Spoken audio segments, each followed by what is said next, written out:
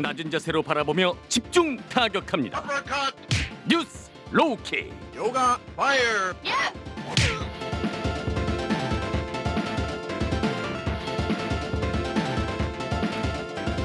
네, 낮은 자세로 오늘의 이슈를 집중 타격하는 시간이죠. 뉴스 로우킥 시간입니다. 이 시간 함께할 두 분 소개해드리죠. 오창석 시사평론가 그리고 박연미 시사평론가입니다. 어서 오세요. 안녕하세요. 네, 안녕하세요. 네, 오늘 유독 바쁘셨을 것 같습니다. 네, 네. 재판 결과가 나왔고 네. 사실은 이제 이 재판 결과 그리고 변창흠 후보자 관련된 내용 그리고 네. 윤석열 총장에 대한 이 가처분 신청 이 사실 오늘 내일 이번 주에 다 나오거든요. 그리고 그렇죠. 연말 이슈가 사실상 크리스마스가 지나면 연말 정산 분위기로 가기 때문에 네, 네. 올해 이슈는 오늘로서 거의 끝나는 분위기입니다. 그런 분위기. 네, 이게 사실 연말까지 쭉 간다고 보면 되거든요. 네. 그렇기 때문에 가장 핫했던 하루였습니다. 그렇죠. 네, 당장 뭐 지금 양지열 변호사와도 이야기를 나눠봤습니다만 정경심 교수 1심 선고 내용을 조금 짚어보도록 하죠. 1년 4개월 만이고 관련해서 이 법원의 첫 판단인 만큼 그만큼 규칙가 주목되는 그런 상황이었는데 네. 입시 비리 부분은 뭐 다 유죄다. 대부분 유죄로 판단을 한 것 같습니다. 어떻게 보셨습니까, 박연 평론가는? 네, 말씀하신 것처럼 크게 쟁점이 두 가지였어요. 네. 입시 비리 문제하고 사모펀드 관련 의혹이었는데 입시 비리 의혹에 대해서는 거의 다 검찰의 주장이 수용이 됐습니다. 네. 그 서울대 공익인권법센터, 공주대 생명과학연구소, 단대의대연구소, 키스트 분자인식연구센터 모두 인턴 경력이 허위 경력이다. 네. 이렇게 인정을 했고요. 네. 또 지원자의 점수를 볼 때 표창장 수상 사실을 안 썼으면 아마도 합격하지 못했을 텐데 부산대 입학평가에 업무를 방해한 것으로 인정할 수 있다. 이렇게 결론을 냈거든요. 네네. 해서 입시비리 부분은 상당히 엄중하게 봤구나 이렇게 그런 것 볼 수 같아요. 있고 네. 자본시장법 위반에 대해서는 일부 유죄로 나왔습니다만 거짓 변경 보고 혐의에 대해서는 무죄로 봤는데 전체적으로 사실은 좀 예상할 수 있는 결과였다고 봐요. 왜냐하면 그동안의 수사 과정이나 압수수색 과정이 굉장히 이례적이다 싶을 정도로 많은 인원과 그리고 아주 잦은 압수수색 이런 것들이 네. 이루어졌기 압수수색 때문에 100곳. 네. 그 사법 처리 과정이 굉장히 엄정하게 이루어지겠구나 이런 생각을 해볼 수 있는 과정이었거든요. 네네. 조국 교수는 이에 대해서 이게 운명인가 보다. 하지만 굴하지 않겠다 이런 입장을 밝혔고 사실 개인적으로 주목하는 건 앞으로의 상황입니다. 지금 일단 최강욱 의원이 오늘 그 선고가 있었는데 네. 죄송합니다. 결심 공판이 있었는데 1월 28일에 이제 선고를 받게 돼요. 네네. 조국 전 법무부 장관 아들의 허위 인턴 증명서 발급 건에 대해서 검찰이 징역 1년을 구형한 상태인데 네. 이게 다음 달 재판에 어떻게 반영될 것인지 오늘의 재판 결과 분명히 영향을 미칠 거라고 그렇죠. 보거든요. 네. 뿐만 관련됐으니까. 아니라 조국 전 장관하고 정경심 교수가 공모를 해서 여기에 그 관련돼 있다고 봤으니까 네. 앞으로 관련된 재판이 전국을 상당히 흔들 가능성이 있어서 아직 1심에 불과하기 때문에 네. 향후에 항소심에서 어떻게 뒤집힐 가능성이 있을지 모르겠습니다만 이게 앞으로의 전국 그리고 국정 지지율 이런 쪽에도 상당한 영향을 미칠 것으로 보입니다. 알겠습니다. 그 오창석 평론가는 어떻게 보셨습니까? 이 표창장 관련 뭐 입시 비리 부분에 대해서. 네. 일단은 이제 7개 관련된 인턴 모두 이제 허위로 판명이 됐고 그중에 이제 서울대 공익인권법, 가수카펠리스 호텔 실습 같은 경우는 조 전 장관과 공모를 또 인정을 해버렸습니다. 네네네. 이 부분에 대해서는 사실은 일단 여기까지는 조 전 장관과 정경심 교수는 도덕적이고 법적인 타격이 이제 불가피해진 상황인 것이죠. 그래서 다시 항소하겠다라고 해서 그 결과를 좀 지켜봐야 될 것 같은데 일단은 이 부분을 바라보면서 지금까지 나온 거에 대해서 이 논란이 커지게 된 이유가 여러 가지가 있었지만 검찰의 인사청문회 도중 저녁 11시가 넘어서 기소를 했었다는 것. 그랬죠. 그리고 네. 그 당시에 있었던 이제 주광덕 의원입니다. 국회에서 아마 면책 특권을 이용하기 위해서 얘기했던 것 같은데 이 정도면 오늘 안으로 기소가 될 것이다. 라고 얘기했었던 점. 네네네. 그리고 처음에 이걸 신빙성을 얻게 만든 것이 동양대 최성해 교수의 교육자적 양심. 그랬었죠. 근데 본인은 사실 허위 학력이었죠. 제대로 된 학력이 하나도 없었습니다. 네. 그러니까 이런 것들이 만약에 이 내용으로 그런 것들이 없었다라고 했을 경우에 이렇게까지 논란이 될 수 있었을까라는 생각이 좀 들고 지금 보면 어떤 내용이 있냐면 네.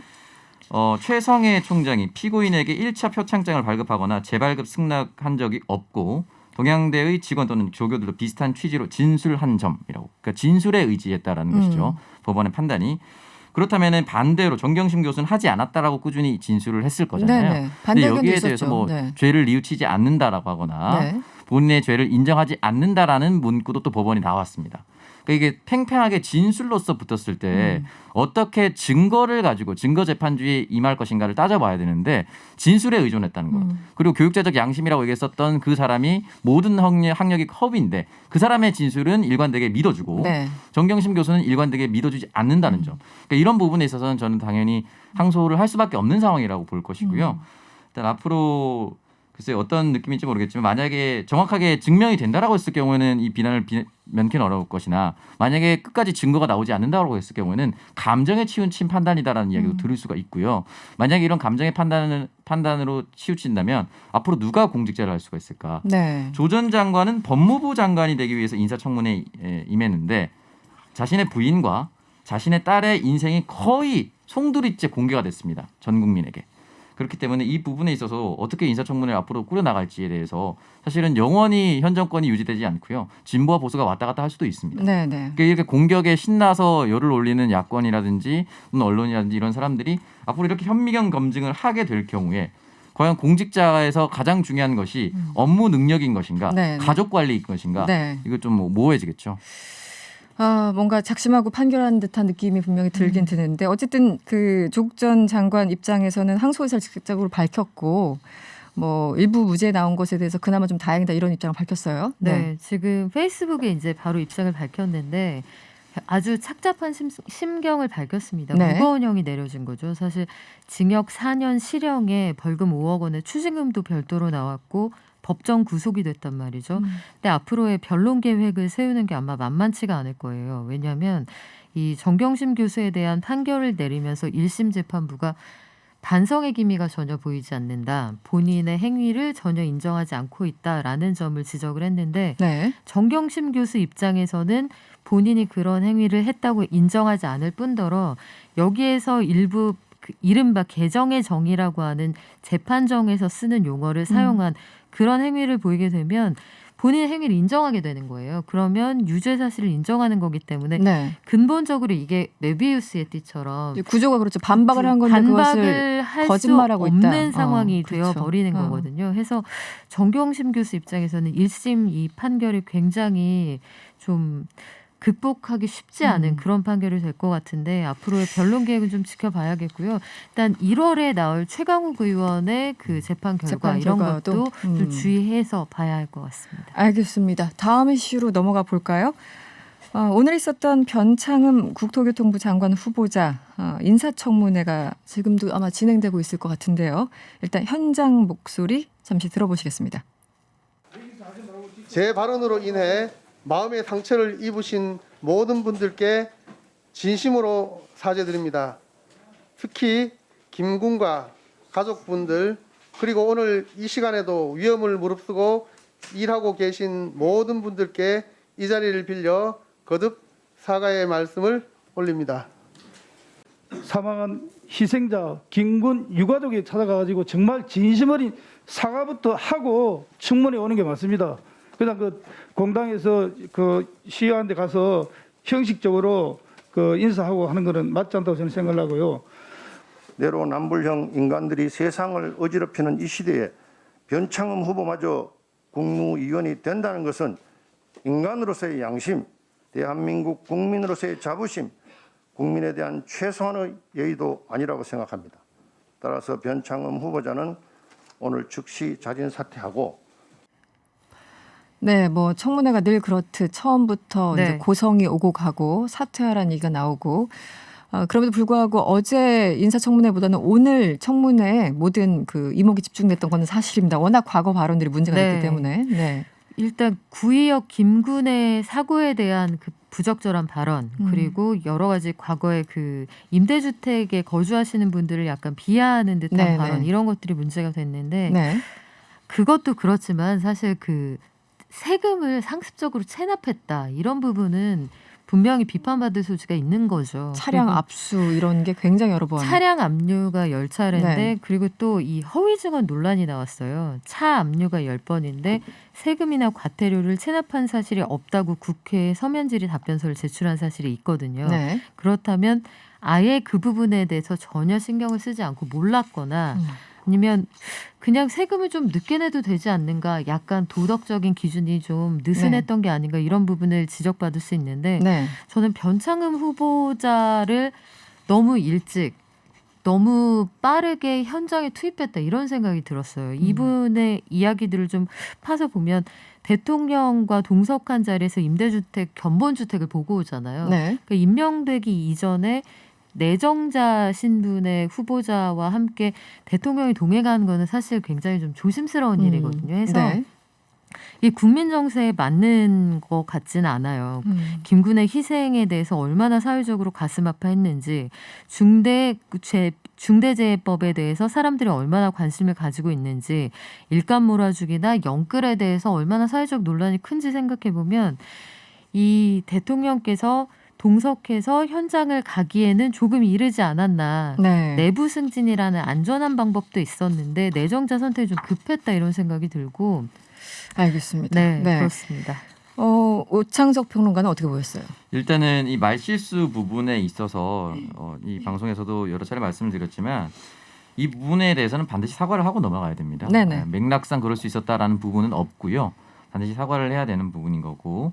다만 이제 야당 의원들이 이제 질의를 하는 과정에서 김용균 씨라든지 구역 김군이라든지 중대재해기업법이라든지 또는 공정경제 3법 이런 걸 두루두루 봤을 때 과연 변창흠 후보자를 공격할 만큼 야당은 이 법안 발의에 그리고 통과에 얼마나 도움을 줬는가. 그러니까 이 부분을 봐야 되는 것이거든요. 그러니까 공격할 수는 있습니다. 잘못된 발언이 있었기 때문에.